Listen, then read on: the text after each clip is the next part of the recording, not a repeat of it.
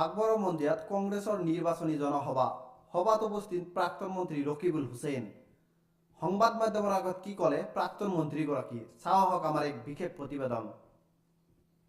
উপস্থিতিয়ে প্ৰমাণ কৰে যে অসমৰ ভিতৰত রেকর্ড সংখ্যক বুথ ওয়ার্ড আঞ্চলিক পঞ্চায়ত আর জিলা পরিষদ এই বাগবর সমষ্টি যে সকলো জিকিব আজি তার উপস্থিতিয়ে প্রমাণ করেছে। এই যে কথা হল যে নির্বাচনের বতৰত এজন লোকে গোটেইটো বিভ্ৰান্তি কৰি এতিয়া উড়াজাহাজত ঘূৰি ফুৰিছে। ৰাইজৰ লগত তেওঁ সম্বন্ধ নাই। পঞ্চায়তৰ ওয়াৰ্ড মেম্বাৰ জিকাবৰ কাৰণে উড়াজাহাজ দৰকাৰ হ'ব। ৰাইজৰ পইচাৰে উড়াজাহাজ উড়ায়। ৰঞ্জিত দাসে উজনিৰ অসমত কৈছে যে বৰপেটা দুপৰী গোৱালপাৰা পাকিস্তানত থকা যেন লাগে, এনেকুৱা ধৰণৰ মন্তব্য কৰিছে। এই সম্পৰ্কে আপুনি মানে আপোনালোকে চাওক যে কিছুমান মানুহৰ মাত কথাই মানুহৰ পৰিচয়। তেওঁলোকৰ সংবিধানকে বিশ্বাস নকৰে।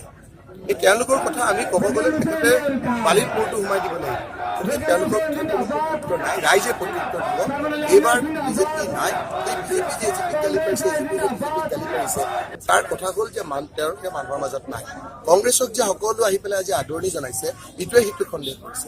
এই যে আপোনাৰ যে গিৰিয়েক ঘৈণীয়েকৰ যে কেতিয়াবা কাজিয়া লাগি ঘৈণীয়েকো ভাল গিৰিয়েকো ভাল, কিন্তু যে লোকৰ উন্নতি দেখি যে আপোনাৰ যে বেলেগ মানুহ আহে সন্দেহ কৰে, তেওঁলোকৰ এতিয়া বিজেপি এজিপিক সন্দেহ কৰিছে, এজিপিয়ে বিজেপিক কৰিছে।